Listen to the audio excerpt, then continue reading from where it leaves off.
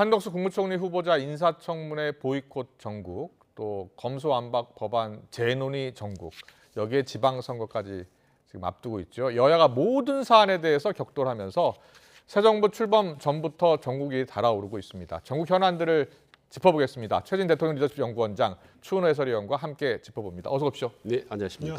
안녕하십니까. 한덕수 국무총리 후보자 인사청문회 이야기부터 해보겠습니다. 이틀째 파행 끝에 산회를 했고요. 다음 달 2일, 3일 열기로 다시 여야가 합의를 했어요. 네. 지금 청문회 전국은 어떻게 보셨어요? 그러니까 일단 민주당이 보이콧하고 있는 거 아니겠습니까? 네. 그런데 이 보이콧이라는 말이 사실 19세기에 영국에 있는 지주 이름을 따온 겁니다. 찰스 보이콧이란. 그러니까 이게 무슨 뜻이냐면 잘하면은 상당히 효과가 있지만 잘못하면 역풍이 불 수 있다라는 뜻이 담겨 있거든요. 그런 의미가 담겨 있군요. 예. 근데 민주당이 지금 청문회 보이콧을 하면 잘만 하면 네. 정부의 주도권을 줄 수도 있지만 자칫하면 영풍을 맞고 야당의 발목 잡기 프레임에 걸릴 수가 있거든요. 근데 과거 역대 정부를 보면 초기의 강경으로 밀어붙였다가 발목 잡기 프레임, 역풍 맞은 경우가 대부분이었습니다. 그렇군요. 예. 추은호 해설위원 어떻게 보셨어요? 자료가 지금 너무 불충분하다라는 게 이제 민주당 그리고 정의당의 입장입니다. 자료를 다 제출을 해라. 그래야지 검증할 수 있을 거 아니냐라는 주장이거든요. 어떻게 보셨어요? 일단 자료가 굉장히 중요한 건 맞습니다. 네. 자료가 부실하면은 그 청문회 그 아주 핵심적인 사항을 날카롭게 송곳 검증하는 데는 한계가 있을 수밖에 없는 거죠. 예. 그래서 민주당이 보기에는 물론 자료 요구가 과거에 비해서 서너 배 과한 것은 사실이지만은 네. 꼭 필요한 자료를 제대로 못 받고 있다. 그러니까 뭐 프라이버시라든가 아니면은 영업비밀, 민간 기업의 영업비밀이라든가 이런 여러 가지 이유로 제대로 충분히 못 받고 있다라고 이렇게 내세우고 있는데 네. 결국은 어차피 뭐 일주일 뒤에 다시 인사청문회가 열리기는 했습니다만은 민주당이 한덕수 후보자에 대한 인사청문회를 이렇게 강하게 보이콧을 하고 있는 것은 결국은 저는 개인적으로는 그 한동훈 후보자의 낙마를 노리는 예. 연계 전략을 쓰는 것이 아니냐라는 그런 생각을 지울 수가 없습니다. 왜냐하면 네. 한덕수 후보자에 대한 인사청문회가 서둘러 마무리되지 않고 또 임명 동의가 이루어지지 않으면은 그 일기 내각 구성 자체가 불가능합니다. 그렇군요. 총리가 임명 동의를 할 수가 없는 상황이 그렇네요. 되거든요. 예. 그렇다고 김부겸 총리에게 임명 동의를 받을 수도 없는 상황이고요. 그런 점이 있기 때문에 민주당으로서는 한동훈 그 총리 청문회를 봐줄 테니까 한덕수 총리를 봐줄 테니까 한동훈 낙마시켜라 이렇게 요구하는 나름대로 의도가 있는 것 아니냐 추측을 해볼 수 있습니다. 그렇군요. 지금 그 인사청문회 다시 접힌 날짜를 보면요. 다음 달 2일과 3일인데요. 이 날짜가 앞서 민주당이 계속해서 강조했습니다. 이 정부 안에서 검수완박 법안을 공포하겠다. 바로 그 시점이 5월 2일과 3일입니다. 이렇게 파행에 이르게 된 게 민주당 같은 경우에 청문회 외에 다른 이유를 갖고 있는 것 같습니까? 다른 전략이 숨어 있다고 보십니까? 예, 그렇습니다. 그러면 일종의 이제 연계 전략인데요. 총리 무난하게 통과시키고 싶다면 검수장 완박 우리 제안 받아들여라 라는 그런 메시지가 담겨 있다고. 실제로 저는 그런 물밑 빅딜이 아주 치열하게 민감하게 긴밀하게 아마 이루어지고 있다고 봅니다. 예. 그런데 지금 검수 완박하면 부패가 완전 판친다. 부패 완판. 윤석열 당선인이 그런 생각을 갖고 있잖아요. 네. 장제원 비서실장도 계속 이야기하고 있고. 그래서 만약에 계속 검수완박 법안 처리를 막으려고 한다면 뭐 사실상 물리적으로 막을 수는 없는 상황인데요. 그럼 어떻게 될 것 같습니까? 정국이 더 냉각될 것 같은데. 그렇죠. 굉장히 이제는 그 새 정부 출범하기 전부터 그 여야 협치라는 것은 사라지는 거죠. 이제는 강대강들 대결을 하면서 정면 충돌 전국으로 갈 거기 때문에 굉장히 불행한 일이 벌어질 수밖에 없을 겁니다. 내각도 제대로 출범을 못하고 또 전국은 전국대로 냉각을 하고 과연 어느 수로에서는 뭐 이제 협상 타협점을 찾겠지만은 자칫 이르다가 선거 이후까지 연기가 되는 것 아니냐 이런 상황이 우려가 될 수밖에 없습니다. 알겠습니다. 그리고 여야가 지금 각을 세우고 있는 문제가 하나 더 있습니다. 검수 완박과 관련해 지난주 여야가 국회의장 중재안에 타협을 했는데요. 협상에 나섰던 국민의힘 권성동 원내대표에 대한 당 안팎의 비판도 나오고 있습니다. 커지고 있는데요. 같은 소수 이 야당 상황에서 드루킹 특검 법안을 이끌어냈던 김성태 당시 원내대표의 성과와도 비교가 되고 있습니다. 영상을 저희가 만들었습니다. 보고 오겠습니다.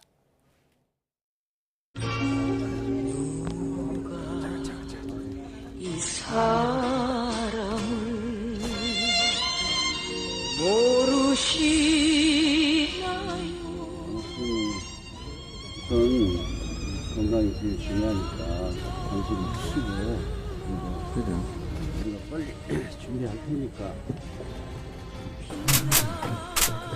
보고 할 거야. 그러지 마. 네가 해줘야 될 거 아니야. 네가 해줘야 내가 일어나지. 나 진짜 죽으려고. 나 좀 해줘. 힘들어 죽겠다.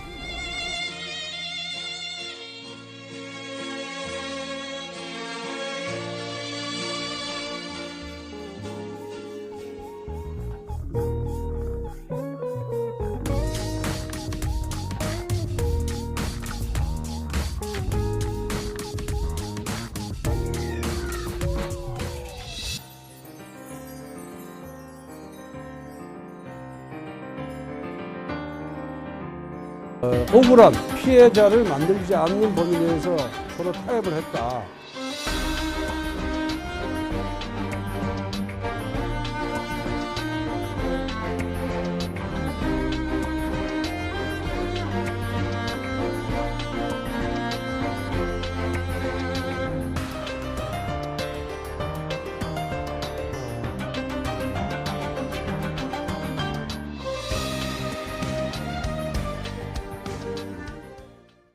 네, 권성동 원내대표 지난주 금요일 이제 합의를 했고요. 나름대로 성과가 있었다라는 입장을 발표하기도 했는데 나흘 만에 지금 입장을 바꿔서 다시 재논의하자고 했습니다. 리더십도 지금 흔들흔들 하고 있다라는 지적, 비판도 받고 있고요. 좀 궁색해진 것 같습니다. 권성동 원내대표 지금 상황을 어떻게 보고 계세요? 일단 권성동 원내대표에 대한 공격 중에서 가장 큰 것이 뭐냐면은 당초 국민의힘이 이 법안을 반대했던 가장 큰 이유가 이 법이 통과되면은 문재인, 이재명 방탄법이다라는 그런 논리를 폈거든요. 네. 근데 그것이 이제 그 공직자 범죄 수사 그리고 선거 사범 수사를 검찰로부터 걷어들이니까 결국 국민의힘 스스로가 방탄법이라는 그 프레임을 거두어들인 거죠. 예. 그러니까 보수층으로서는 받아들일 수가 없는 그런 상황이 될 수밖에 없는 겁니다. 여기에 대해서 권성동 원내대표가 그 위급함을 뒤늦게 깨닫고 지금 부랴부랴 상황을 정리하려고 있는데 민주당 박홍근 원내대표도 마찬가지거든요. 모처럼 국민의힘으로 이 걷어들인 이 방탄이라는 프레임을 본인이 다시 팔을 깔아줄 이유는 전혀 없죠. 만약에 네. 그거를 수용한다라면은 박홍근 원내대표의 위상이 리더십이 또 흔들릴 수도 있습니다. 그렇기 때문에 협상이 쉽지 않을 것 같습니다. 네, 최진호 원장님은 어떻게 보세요? 민주당 입장에서는 합의를 봤기 때문에 그대로 통과시키겠다라는 입장이거든요. 네. 그리고 국민의힘 같은 경우에는 합의를 했다가 지금 다시 재논을 하자고 했기 때문에 명분도 없는 상황 아닙니까? 예. 일단 민주당이 본회의에서 강행 처리하기는 뭐 쉽지는 않을 거라고 봅니다. 일단 그렇게 보시는군요. 협상용을 극대화하기 위한 방안이라고 보는 거죠. 왜냐하면 민주당은 지금 검수완박이라는 이런 상황을 강력하게 몰고 나가면 강대강으로 부딪혀 전국이 여야로 극도로 분열이 되면 그러면 이제 민주당의 전통 지지층이 강력하게 결집을 하면 최소한 지방선거에서 절반의 승리는 거둘 수 있다라는 전략을 했던 것 같아요. 그래서 모든 상황은 기승전 지방선거 전략으로 하죠. 저는 그래서 세게 밀어붙이고 있다고 보는 건데 다만 그 정치공학적으로 분명히 일리가 있고 좋은 전략인데 문제는 민심이거든요. 그래서 아마 국민의힘도 처음에는 아마 그런 생각을 했을 겁니다. 취임식이나 지방선거까지만 우리가 적당히 넘기고 나면 그 다음부터는 우리가 얼마든 힘이 있기 때문에 우리가 상황에 따라서 힘을 발휘할 수 있다라고 생각했지만 의외로 아마 여론의 역풍이 컸었던 것 같습니다. 그러니까 지금 핵심을 말씀드리고 싶은 검수완박이라는 게 검찰 사건을 완전히 박탈하는 것이 옳으냐 그러냐가 아니라 그게 아니라 이 5년 동안 검찰 개혁을 얘기왔다가 하지 못하고 결국 지금 한 달도 남지 않는 이 기간 동안에 특별한 대안 없이 이렇게 졸속으로 미치는 것은 이건 문제가 있다라는 게 사실 여론의 중론이거든요. 네. 그런 점에서 여야가 다 여론의 포화를 맡고 있는 거죠, 사실은. 그래서 그렇군요. 일시 멈춤하고 있다고 봅니다. 네. 근데 지금 최준 원장님께서는 법안을 강행 처리하기 힘들 것이다 네. 이렇게 말씀하셨는데 법안을 처리를 할 것이다 또 이렇게 보는 분들도 있어요. 어, 추은 해설위는 어떻게 전망하세요? 결국은 이제 박병석 의장이 키를 쥐고 있겠죠. 결국은 네. 지금 민주당에서 내일 본회의를 요청을 하지 않았습니까? 네. 그 전까지 법사위까지 다 마무리하겠다는 건데 원래 28, 29일 주장하다가 하루 본회의 요청 시간을 당겼어요. 예. 그러니까 어떻게 보면 내일은 어떻게 보면 미리 제한 페인트 모션이라고 보시면 될 것 같고요. 28일이나 29일에 박병석 의장에게 본회의를 압박하는 과정에서 박병석 의장이 이런 표현을 했었죠. 중재안을 수용하는 정당의 입장에서 국회 운영을 하겠다. 네. 지금 이 말대로 박병석 의장이 한 말대로를 한다면은 민주당이 요구하는 본회의를 받아들이겠다. 네. 이번 주 내에 본회의까지 처리하겠다라는 그런 의지로 읽을 수도 있습니다. 예, 하지만 지금 상황이 또 굉장히 달라졌죠. 말씀하신 대로 여야에 대한 그 중재안에 대한 여야 내부에서도 반대도 있지만은 사회적 합의가 없이 이렇게 처리해도 되느냐라고 하는 그런 의문 제기들 이런 것들을 박병석 의장도 염두에 두지 않을 수가 없을 겁니다. 그래서 그렇군요. 굉장히 힘든 선택을 할 건데 만약에 이번 주를 넘긴다면은 검수완박 법안은 사실상 윤석열 정부로 넘어가게 됩니다. 네. 다음 주에 뭐 진행될 가능성은 없고요. 그렇군요. 그렇기 때문에 그러면 이제 저 심도 있게 좀 더 차근차근 볼 수 있는 시간적 여유를 갖게 될 겁니다. 그렇군요. 이번 주가 가장 중요한 터닝 포인트다 이렇게 보시면 될 것 같습니다. 알겠습니다. 박병석 의장이 지금 어떤 선택을 할지 좀 더 지켜봐야 한다는 말씀을 해주셨는데 문재인 대통령이 이제 기자회견에서 이 중재안과 관련해서는 이제 잘 됐다라는 생각을 갖고 있다라고 이야기를 했습니다. 이게 또 영향을 미치지 않을까요? 어떻게 보세요? 어떤 부분 한 번 더 보완으로 말씀드려 어떤 부분 구체적으로 말씀드리죠. 이번 중재안에 대해서 어떻게 예. 생각하느냐, 예. 박병석 회장 예, 주제로 알겠습니까? 여야가 중재안에 합의를 했고 네, 그 중재안에 대해서 어떻게 생각하느냐라고 기자들이 물었더니 중재안이 잘 됐다고 생각하고 여야가 합의 처리했으면 좋겠다라는 그런 예. 입장을 밝혔잖아요. 예. 그러니까 원래 그 전에 인터뷰를 할 때도 사실 검수완박에 대한 상당히 긍정적인 좀 속내를 비쳤었죠. 그런데 그랬었죠. 이번에 예. 이제 그나마 이제 절반로 됐지만 사실은 검수완박에 대한 절충안이 합의안이 민주당으로서는 상당히 10을 요구했다가 한 7, 8을 얻은 거거든요. 예. 그럼 문재인 대통령을 위해서 뭐 굳이 반대 의견을 피력할 이유가 없는 거죠. 그런 점이 상당히 긍정적으로 좀 표현을 한 것 같습니다. 네, 알겠습니다. 새 정부 출범을 앞두고 둘러싸고 지금 인사청문회부터 검수완박 문제까지 여야가 계속 충돌하는 지점이 지금 많습니다. 그런데 어제 박지원 민주당 공동비대위원장 조국 전 장관을 겨냥해서 우리부터 반성을 해야 한다라는 말을 한 것을 두고서 여러 이야기가 나오고 있습니다. 듣고 오겠습니다. 조국 전 장관 문제를 공론화하는 것을 불편해하시는 분도 분명 있으실 것입니다. 그럼에도 우리가 국민 앞에 떳떳하려면 또 국민의힘의 잘못을 지적하려면 이 문제를 묵인할 수는 없습니다. 조국 전 장관이나 정경심 교수는 사과를 해야 합니다.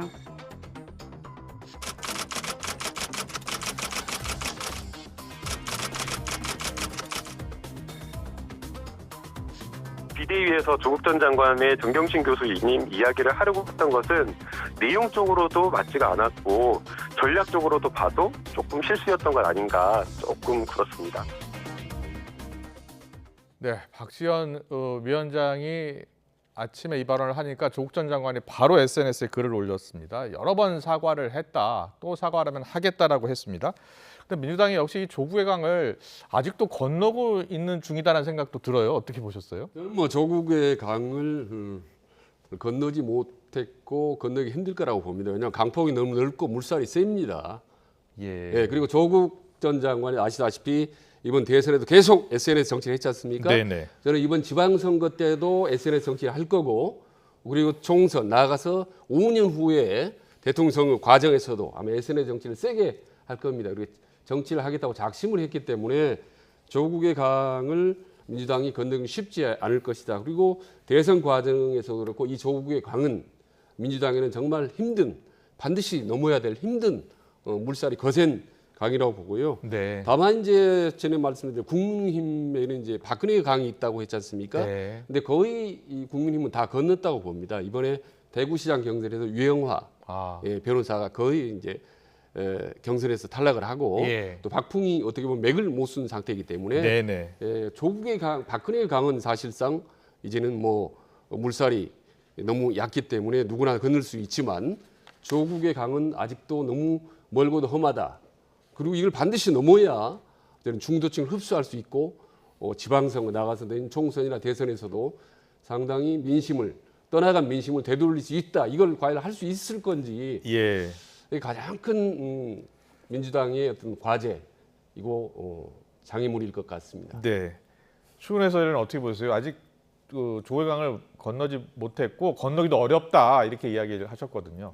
제가 일전에 한번 강을 건너는 두 가지 자세에 대해서 한번 말씀을 드린 적이 있는 것 같은데 다시 말씀드리겠습니다. 네네. 첫 번째는 카이사르가 루비콘 강을 건너듯이 과감하게 뒤를 돌아보지 않고 로마로 진격하는 그 루비콘을 건너는 카이사르의 건너는 자세. 그것은 말씀하신 대로 국민의힘이 광주 문제 또 탄핵 문제를 건너는 자세하고 비슷합니다. 물론 논란 소지도 있지만은 나름대로 과감하게 건넜다는 생각이 들고요. 두 번째 강을 건너는 자세는 우리 고대가요 중에서 공무도화가라는 노래가 있죠. 그 니마 그 물을 건너지 마오라고 아쉬움을 표현하는 그 부인의 노래. 마찬가지로 조국의 강을 보는 민주당원들의 그 생각들이 여전히 니마 그 강을 건너지 마시오라고 하는 마음이 아직 강한 것이 아니냐라는 생각이 여러 들고요. 견해들이 있는 것 같아요. 아직도요. 그 핵심은 누구냐면 바로 조국 전 장관에게 있다. 개인적으로 그렇게 생각합니다. 본인이 차라리 진정한 사과를 수백 번 하더라도 진정성을 보는 사람들이 인정하지 않는다라면은 사과로 받아들이지 않는다라는 거죠. 알겠습니다. 청와대가 다음 달 10일 정오부터 이제 전면 개방에 들어가죠. 인수위가 그렇게 이야기를 했습니다. 하루 3만 9천 명 입장하는데 내일부터 사전 예약 신청할 수 있다고 합니다. 이번 청와대 개방으로 과연 새 정부가 민심을 얼마나 얻을지 그것도 관심인데요. 원장님은 어떻게 보셨어요? 얼마나 얻을 것 같습니까? 민심을. 이게 이런 말이 있죠. 그러니까 잘 쓰면 보약이고 잘 못 쓰면 독약이라는 말이 있지 않습니까? 그래서 이번 청와대 개방 이 부분을 잘만 하면 상당히 민심을 얻는 저는 큰 효과를 거둘 수 있을 거라고 봅니다. 의외로. 그리고 과거 어느 대통령도 못했던 중요한 성과로 남을 수 있다. 그러나만 이게 잘못돼서 예산 문제라는 국정 운영에 차질이 생긴다는 여러 가지 부수적인 문제가 발생한다면 그건 독약이 될 수 있다. 상당히 위험 부담이 될 수 있다라는 부분인데 일단 뭐 용산 시대를 열겠다는 것은 기정사실화한 거 아니겠습니까? 그래서 국민들 입장에서는 순탄하게 순조롭게 잘 진행되기를 바랄 뿐이죠. 네. 이게 청와대 개방으로 새 정부가 민심을 얻을 수 있을지 잘 먹으면 보약이 되고 잘못하면 독약이 될 수 있다라고 이야기해 주셨는데 어떻게 생각하세요? 청와대 개방은 결국 대통령 어떻게 보면은 제한적 권력을 내려놓겠다라고 하는 굉장히 긍정적인 측면이 많습니다. 하지만은 왜 이걸 보는 우리 입장에서 설렘이라든가 감동이 없을까? 그런 의문이 들지 않을 수밖에 없는데 그것은 이걸 추진하는 과정에서 대통령 집무실 이전을 놓고 벌어진 그런 소모적인 논쟁들 그리고 또 윤석열 당선인 측에서 일방적으로 추진하는 그런 모습들 그런 것들에 대해서 상당히 실망하고 또 어떻게 보면은 무조건 자기가 옳다고 생각하는 걸 밀어붙이는 것 아니냐라고 독선이 아니냐 이런 생각들이 지금 국민들이 많이 갖고 있다라는 거죠. 그렇기 때문에 설렘과 감동의 강도가 상당히 옅어진 것 같습니다. 알겠습니다. 신라호텔 영빈관에서 취임식 만찬을 지금 하고 있는 것 역시 여론이 엇갈리고 있는데요. 민주당 같은 경우에는 청와대 영빈관 멀쩡하게 있는데 왜 안 쓰냐. 그리고 꼭 초호화 혈세 잔치를 해야 하느냐 이렇게 비판을 하고 있습니다. 취임식 만찬을 이 신라호텔에서 하는 건 어떻게 보셨어요? 그러니까 일단 민주당으로서는 충분히 비판할 수 있죠. 저 부분은 멀쩡하게 청와대에 있는데 왜 비싼 돈 들여서 신라호텔에서 하느냐라고 하는데 윤석열 당선인 입장에서는 이미 용산 시대를 열었고 청와대를 안 들어간다고 얘기했는데 청와대에서 다시 또 할 수는 없는 거 아니겠습니까? 예. 더구나 이제 국제적인 뭐 VIP들이나 내외빈들 전부 오는데 그걸 뭐 취임식인데 허술한 데다 할 수는 없는 거고 그래서 호텔 중에 한 군데를 택해서 했다고 보는 건데 이제 비용 문제에서 이제 이런 설왕설래 합니다만은 보니까 김영삼 정부 때는 이제 15억인데 김대중 때는 14억 그 다음에 이명박 때는 20억 이렇게 춤춤 늘어났더라고요. 조금씩. 네. 예, 그래서 결국 이제 박근혜 대통령 31억까지인데 전체 비용입니다. 그게 네. 만찬 비용이 아니라 취임식 비용 전체. 아. 그렇기 때문에 이제 물가 상승이나 이런 걸 고려하면 당연히 이제 올라갈 수밖에 없다. 비용이 불가피한 상황인데요. 어쨌든 이후 여러 가지 이제 민심 그냥 예산이라든지 이런 부분들에 효율적으로 사용을 하고 또 민심을 철저하게 잘 반영할 필요가 있다고 봅니다. 네, 알겠습니다. 이런 전국 상황에서요. 문재인 대통령이 손석희 전 앵커와 대담을 했죠. 여러 이야기들이 나왔습니다. 주요 내용을 잠깐 영상으로 구성했습니다. 보고 오겠습니다. 어쨌든 결과적으로 지금 이제 그 다른 후보가 돼서 대통령 당선된 것은 그런 참 아이러니한 일이 됐죠. 예. 그분의 발탁이 문제였나? 그분을 우리 편으로 이렇게 뭐 어쨌든 잘 했어야 됐었나? 예. 모르겠습니다. 검수완박은 필히 맞겠다라고도 얘기를 했습니다. 반드시 지지하겠다 이런 식의 표현을 쓰는 것은 저는 굉장히 부적절하다고 봅니다. 국민의 피해를 막겠다라는 그런 명분으로 그렇게 얘기를 하는 것으로 저는 보도에서 봤습니다. 예, 뭐 아무 그냥 뭐 그 편하게 국민을 들먹이면 안 되죠. 예. 진짜 그 국민을 이야기하려면 정말 많은 고민이 있어야 됩니다. 네, 윤 당선인이 당선된 것에 대해서 좀 섭섭한 의중이 좀 담긴 것 아니냐라는 분석도 나왔습니다. 추은 해설위원은 잠깐 저희가 녹취로 이제 들어봤는데 네. 어떤 점을 느끼셨어요? 일단 퇴임을 앞둔 대통령이 기자회견이라든가 아니면 이런 대담을 통해서 네. 주로 할 때 하는 말이 자랑을 하고 싶겠죠. 뭐 자기가 그 임기 동안에 한 업적에 대해서 자랑을 하고 싶고 네. 또 그것을 안 알아주는 데 대한 나름대로의 섭섭함 이런 것들을 표현하기 마련입니다. 그리고 국민들이 비판하고 있는 부분들, 잘못한 부분들에 대해서는 어떻게 보면 자기 변명 네. 그리고 또 어떻게 보면 합리화 이렇게 가는 가능성이 높은데 윤석열 당선인의 당선에 대한 부분들을 아이러니라고 표현한 부분들에 대해서는 저는 상당히 놀랐는데요. 왜냐하면은 예. 그 아이러니라고 표현하는 것은 저 같은 평론가나 비판가가 할 수 있는 이야기거든요. 그런데 그거를 어떻게 보면은 뭐 그 아이러니라고 평가한 그 부분에 대해서 좀 재밌다, 좀 특이하다라는 생각이 들었습니다. 그렇군요. 어떻게 들으셨어요? 한동훈 후보자에 대해서도 국민 들먹이지 말라 이렇게 좀 약간 비판적으로. 네, 저도 뭐 쭉 예. 지켜봤습니다. 좀 전반적으로 저는 솔직히 좀 아쉬운 마음이 남는데요. 네. 우선 형식인데 일본에 있는 손석희 전 앵커를 굳이 불러서 할 필요가 있나 싶습니다. 예. 그렇다면 정치적 성향이 같은 앵커를 불렀나 하는 생각도 들고 국내 출입기자들, 청와대 출입기자들하고 했으면 좋았을 텐데 네. 하는 아쉬움이 남고 내용적으로 봐도 통상적으로 임기 마지막에 인터뷰라고 한다면 새로운 정부, 윤석열 정부에게 좀 덕담, 말하자면 시스템을 립서비스를 좀 해주고 네. 그다음에 지나간 5년 동안 문재인 정부에 대해서는 아쉬움, 섭섭함, 성찰 이런 부분을 토로하면 국민들도 좀 동의를 하고 공감을 하고 안쓰러운 마음을 가질 텐데 그 반대 아니겠습니까? 네. 예, 부동산 부분만 하더라도 뭐 세계적인 추세였다. 뭐 우리 정부 문재인 정부 큰 과오는 없었다라는 식으로 말씀을 했기 때문에 과연 국민 정서하고는 좀 괴리가 있는 그런 인터뷰 내용이 아니었나 하는 생각이 들어서 저는 좀 많이 아쉬웠습니다. 네, 알겠습니다. 추가 인터뷰 내용은 또 오늘 공개가 된다고 하니까요. 거기서 또 보겠습니다. 자, 이 지방선거 얘기 좀 해보겠습니다. 김동연 전 부총리와 또 김은혜 의원의 맞대결 대진표 경기지사 선거가 이제 곧 시작이 될 텐데요. 어제까지만 해도 민주당 다른 후보들이 김 전 부총리를 겨냥해서 거센 견제구를 날렸는데 오늘은 여야 후보들이 서로 날선 공방을 벌였습니다. 영상 보고 오겠습니다.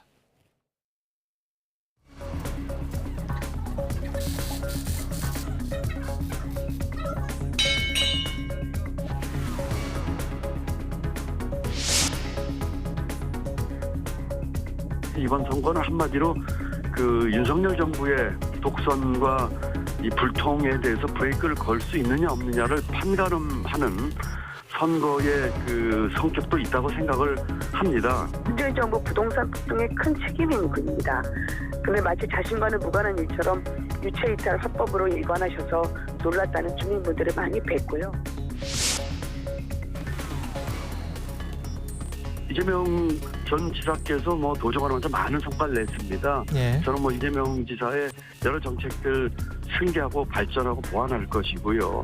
이재명 지사 전 지사를 계승하겠다고 하셨는데 대장동도 계승하겠다고 하시는 건지 제가 여쭤볼 날이 있을 겁니다.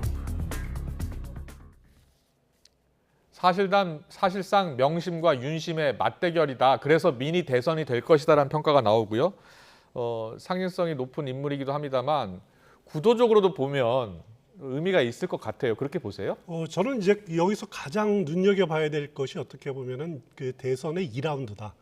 특히 이재명 고문, 네. 이재명 고문이 과연 이른 시기에 다시 컴백할 수 있느냐를 결정짓는 선거가 이번 지방선거가 될 것이고 예. 특히 서울과 경기지사 선거가 그렇게 될 것이라고 생각합니다. 특히 경기지사 선거죠. 네. 뭐냐면은 그 이재명 그 고문으로서는 자신이 있었던 경기도지사 선거전 이것은 자기 선거나 그 다름없이 열심히 뛸 겁니다. 그럴 수밖에 없는 구도가 돼 있고요.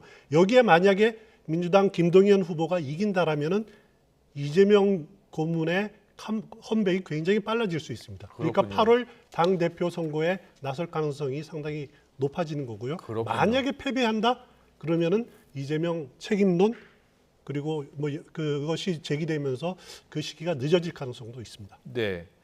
경기 그 지사 선거는 지난 대선 때를 보면요. 네. 경기도 같은 경우에는 이재명 지사가 5%포인트 가량 당시에 윤석열 후보를 앞섰잖아요. 예. 그런 흐름이 계속 이어질까요? 그거는 알 수가 없습니다. 지금 최근 들어서 여론조사를 전국적으로 한번 보면요. 예. 그리고 민주당이나 국민의힘 관계자들 얘기를 들어보면 이번 지방선거 민주당 해볼만 한 지역이 의외로 별로 없습니다. 호남하고 경기도, 인천 이 정도 얘기를 하거든요. 그런데 경기도가 지금 새로 떠오르는 말이자면 대한민국 정치 1번지입니다. 인구가 1,300만이나 된 데다가 예. 경기도지사가 되면 바로 대권 주자급입니다. 그렇기 때문에 경기도를 반드시 어느 한쪽이 사수하면 국정 운영의 주도권뿐만 아니라 차기 대권에 큰 교두보를 확보하는 거거든요. 그렇군요. 그렇기 때문에 지금 정치 경험이 많은 국정 경험이 많은 경제 전문가와 앵커 출신의 그런 정치 신인 간의 대결이 아마 이번 지방선거 때 최대 하이라이트일 것 같습니다. 알겠습니다. 끝으로 안철수 위원장 얘기하고 마무리하겠습니다. 김은혜 의원 지역구였던요. 분당 갑에 출마할 것이란 관측이 나오고 있습니다. 듣고 오겠습니다. 만약에 그 분당갑 보궐선거에도 본인의 의향이 있으시다면은 그거야말로 공개적으로 좀 선언하신다든지 답하실 부분이 있지 않나 생각합니다. 안철수 대표께서도 우리 국민의힘에 합류하신 이상 저는 아마 본인의 의지로 그런 출마 의지 밝히고 그러면 당내에 돕고 싶은 많은 분들이 또 모여가지고 또 돕는 과정이 있지 않을까 그런 생각을 합니다. 네, 과연 안철수 위원장이 출마를 할까요? 자, 어떻게 전망하세요? 저는 출마 가능성 상당히 있다고 봅니다. 상당히 있다. 네, 왜냐하면 이제 이 지역에 판교가 있는 지역입니다. 안철수 위원장하고도 어떻게 보면 성향이 비슷한 그 컨셉이 맞는 지역이죠. 예. 그리고 앞서 말씀드렸듯이 경기지사 선거가 어떻게 보면 이재명 고문의 선거다. 의의 컴백을 결정짓는다라는 선거라고 생각이 된다면 국민의힘으로서는 그걸 막기 위해서는 이 분당갑 선거와 같이 결합시켜서 나름대로 최대의 효과를 발휘하려는 그런 전략을 쓰는 것이 타락하지 않을까라는 생각이 듭니다. 네, 간단하게. 예, 안철수 인수위원장 지금 당장은 하는 일이 바쁘다고 얘기를 했지만은 저는 네. 상당히 유혹을 많이 느낄 것 같아요. 유혹을 느낄 것이다. 예, 출마 유혹을 굳이 숫자로 표현하면 저는 한 70% 이상이라고 봅니다. 출마 가능성이. 그렇군요. 예, 왜냐하면 우선은 지금 초선 아닙니까? 네. 과거에.